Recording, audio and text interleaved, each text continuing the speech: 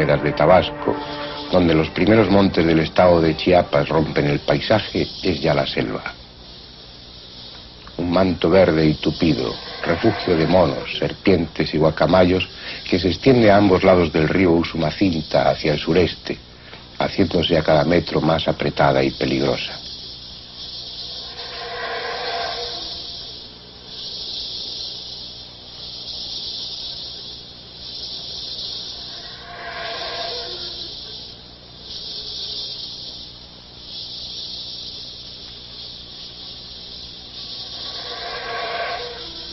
Y era así antes, igualmente hostil para el hombre.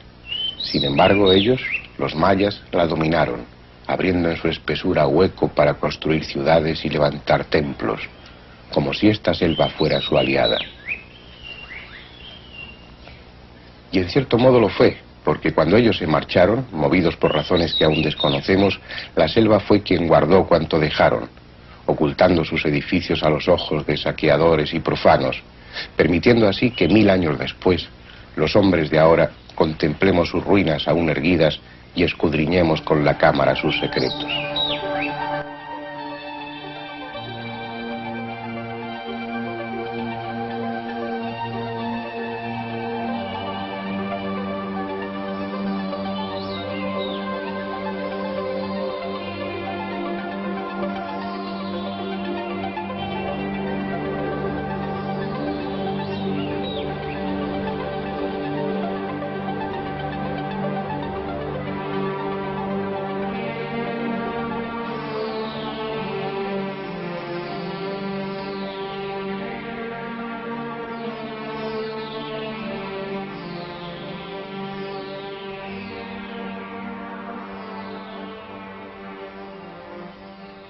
Secretos solo en parte desvelados, como corresponde a una cultura tan desconcertante y misteriosa.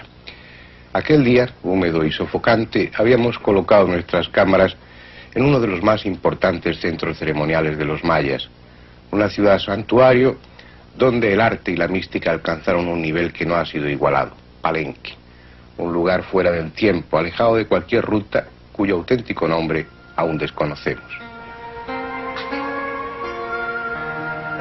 A unos 8 kilómetros hay un pueblecito que fundaron los dominicos en 1564, Santo Domingo de Palenque, llamado así en honor del santo y por la empalizada que alrededor levantaron los españoles para defenderse de los indios hostiles, que en esa zona eran abundantes y aguerridos.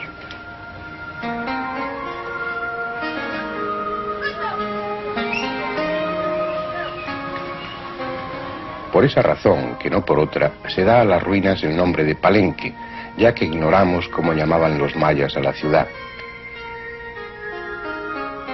Tampoco hay acuerdo sobre la fecha en que se construyeron los primeros edificios, pero sí se sabe que el lugar estuvo habitado hace al menos 2300 años y que alcanzó su mayor apogeo en el siglo VII.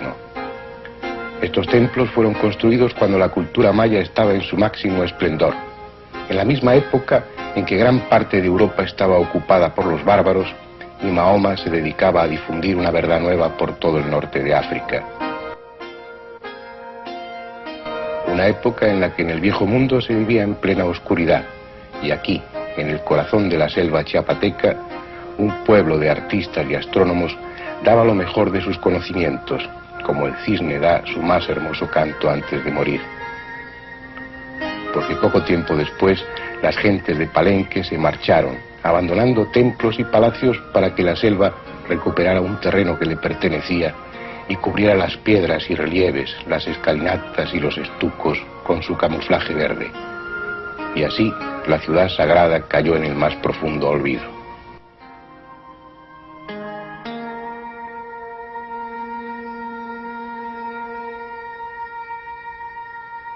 Hernán Cortés pasó por la región en el siglo XVI y no supo de la existencia de Palenque porque ni los propios mexicanos de entonces conocían las ruinas.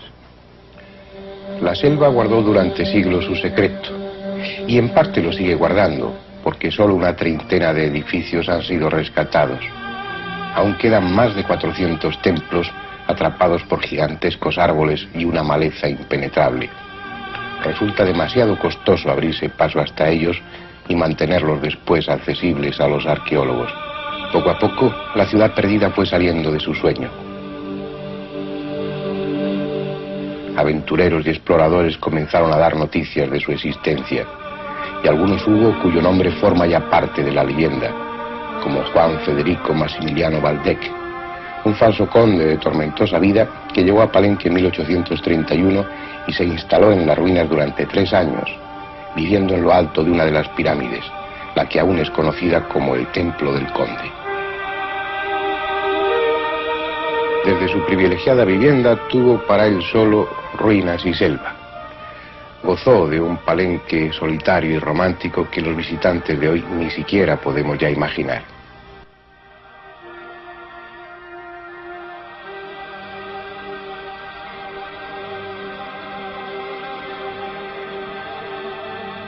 Realizó un centenar de dibujos de este lugar y de otras ruinas, como las de Uxmal, y publicó 7 años más tarde un libro en el que sostenía que la ciudad había sido construida por arquitectos llegados hasta aquí desde la India.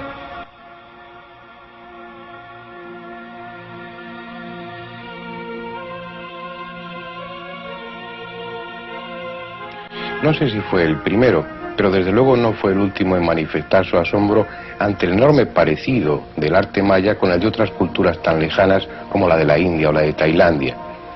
Y hay razones para ese asombro, porque sorprendentemente, por alguna razón que desconocemos, templos, bajorrelieves y pinturas del arte maya son muy semejantes a las del Asia suroriental. Hay un parentesco entre las pirámides mayas de la región del Petén y aquellas otras lejanas, rescatadas también a la selva de Tailandia. Pequeñas o grandes pirámides escalonadas en cuya cima se abre el templo, inciertos remates y cresterías rotas por el tiempo. Es cierto que les separan mucha distancia y varios siglos, pero un mismo aroma de abandono, de romántico misterio las envuelve, y al observar sus nichos o los relieves de los muros, uno tiende a pensar que estas fotografías pertenecen al mismo lugar, a la misma cultura.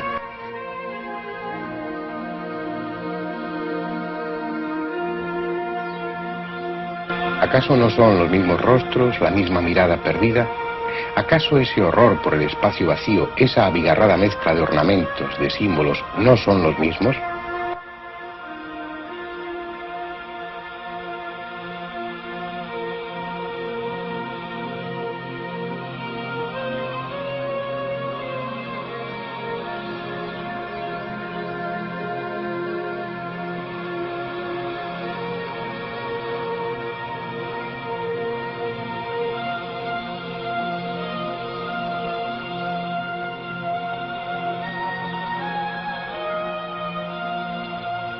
A veces la identificación no es solo arquitectónica o escultórica, sino que llega incluso a los símbolos y a los ornamentos.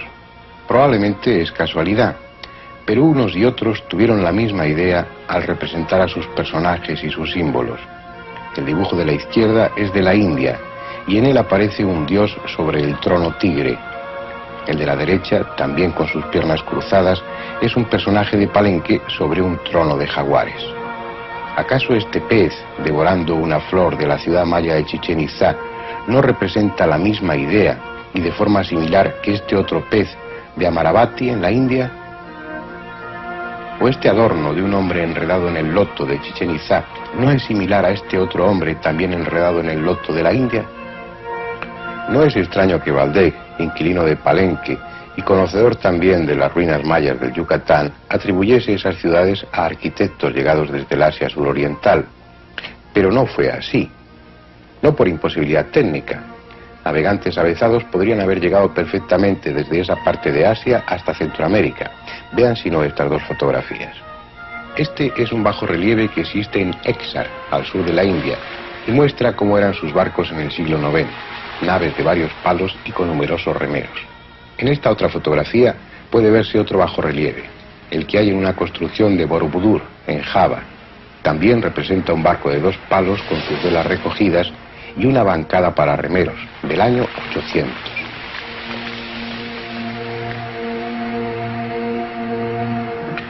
Barcos con los que se realizaba el comercio a través del Océano Índico, que no eran más frágiles que los dracas vikingos, que llegaron a Norteamérica en el siglo XI y que desde luego no eran menos marineros que las carabelas que utilizó Colón a finales del siglo XV. Es posible, como sugería Waldeck, que arquitectos procedentes de la India llegaran hasta Palenque, pero si fue así, llegaron tarde, porque los arquitectos mayas que construyeron los palacios y los templos de Palenque habían concluido su obra 1000 años antes de que en Angkor y otros lugares del Asia suroriental se edificasen esos templos, esas construcciones tan parecidas a las de los mayas y que yo les mostraba antes en fotografías intercaladas. En todo caso, tendrían que haber sido los arquitectos de Palenque los que hubiesen enseñado su estilo a los asiáticos y explicarles de paso cómo el hombre es capaz de superar las dificultades de un medio tan agresivo como este y sin conocer los metales, sin disponer de otra cosa que su espíritu, mazos de piedra y cinceles de pedernal, levantar una ciudad santuario de tan extraña belleza.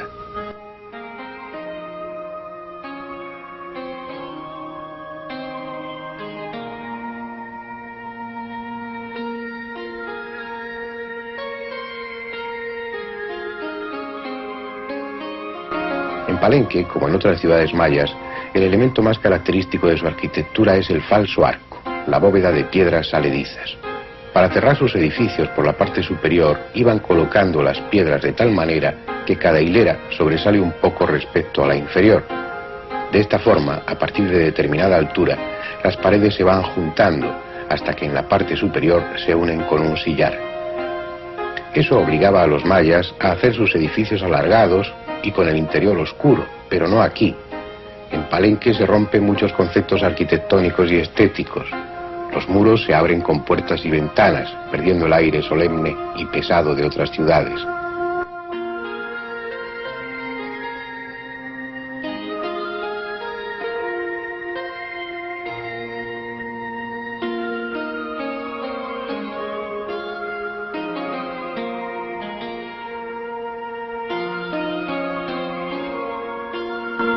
Entremos en uno de los templos, el que llaman Templo de la Cruz. Al traspasar las amplias puertas, se entra en la primera cámara, construida como todas con techo en falso arco. A través de un arco transversal, construido con la misma técnica, se entra en la segunda cámara, también cerrada en falso arco, con hileras de piedra que van sobresaliendo hasta cerrarse por arriba. Y dentro de esa segunda cámara, otra más pequeña, el santuario, el lugar profundo y oscuro del templo donde el sacerdote dialogaba con la divinidad, el mismo concepto y la misma situación que en los templos egipcios, judíos o aztecas. Pero Palenque era más que ninguna otra la ciudad del estuco. Nos formamos un concepto equivocado del pasado. Pensamos que las ciudades de antes eran como hoy las vemos, grises, con las paredes de piedras desnudas, y sin embargo eran brillantes, llenas de color. Los mayas, por ejemplo, cubrían sus paredes con estuco y el estuco lo pintaban de rojos, azules, amarillos, naranjas. Si hubiéramos llegado a Palenque hace 1300 años en lugar de ahora, el espectáculo habría sido muy distinto. Estos vacíos corredores del edificio que llaman el palacio eran entonces lugar de encuentro por el que paseaban sacerdotes, matemáticos y astrónomos comentando una actualidad que ahora lleva 13 siglos muerta. A estos patios, que hoy apenas merecen una mirada distraída de los turistas, se abrían 25 habitaciones en las que se vivieron quién sabe qué historias.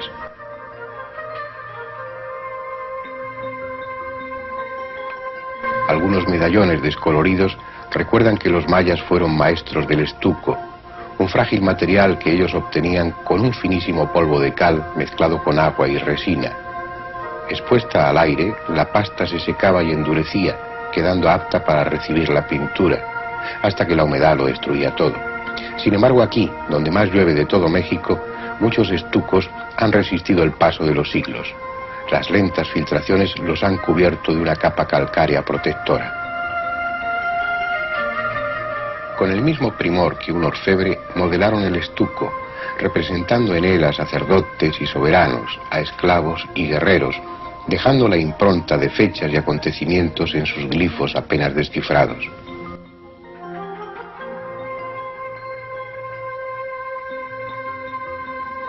Los que aquí vivieron ya no están, pero sí queda la piedra. Flanqueando una escalera, la que da al edificio C del conjunto, dejaron el retrato de unos personajes a los que en catálogos y libros se identifica como esclavos. Tal vez en conmemoración de una victoria militar. Quién sabe si parte de una piadosa procesión. Quizá no eran esclavos, quizá nunca existieron y son una idealización, la imagen inventada de un pasado mítico, como corresponde a un pueblo de artistas y poetas.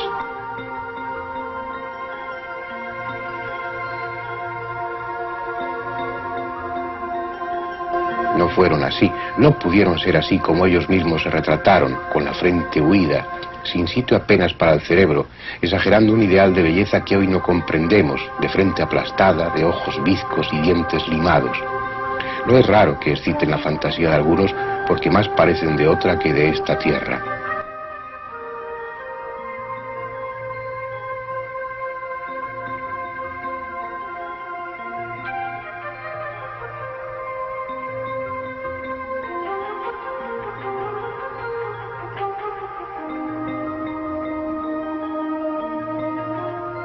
Hay además en Palenque un elemento exótico que forma parte del conjunto de edificios por el que ahora andamos. Una elegante torre con aire de pagoda que es una excepción dentro de la arquitectura maya. Tiene 15 metros de altura y una estructura sorprendente. Es cuadrada y se distribuye en 3 pisos de 2,5 metros cada uno, pero no son las paredes lo que sostienen la torre.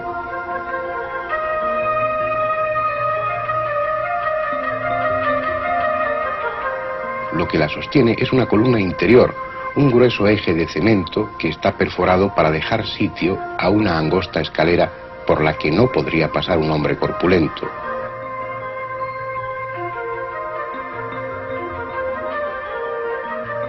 Pero además, para acceder al primer piso no hay escalera alguna. Por su altura es probable que sirviera de atalaya. Otros sugieren que fue observatorio, pero ni una ni otra de ambas funciones era necesaria. Probablemente su función era más ceremonial que práctica. ¿Quién sabe? ¿Quién puede saber ya? Ese día no habíamos hecho sino tomar conciencia de que Palenque es un lugar especial dentro de una cultura especial. Un lugar de conjeturas y ensoñaciones donde nada o casi nada es lo que parece ser. El día terminaba, prolongando las sombras de los templos, fundiéndolas con la sombra verde de la selva.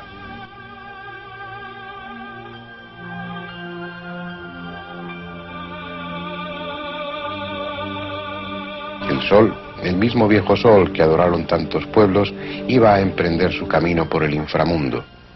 Como cada atardecer, sería devorado por el monstruo de la tierra. Ese sol y ese recorrido que en Palenque merecieron un templo.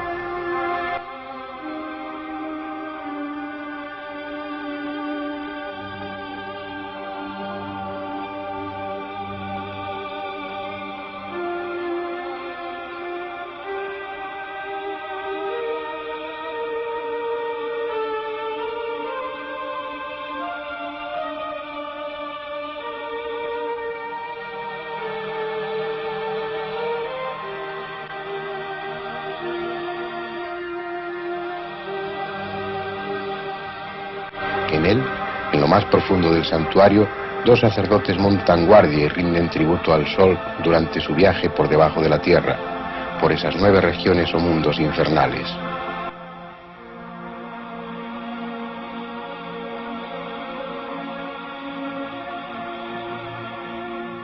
Mañana el sol volverá a nacer, porque la tierra que lo devora es también el vientre en el que madura, la madre que cada amanecer lo alumbra en un parto gozoso.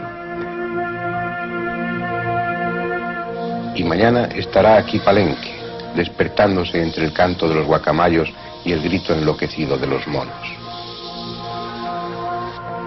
Y está bien que así fuese, porque al día siguiente teníamos una cita con un viejo amigo, el inquilino más inquietante y misterioso de la ciudad santuario, Pacal, al que algunos llaman el astronauta de Palenque, pero esa es ya otra historia.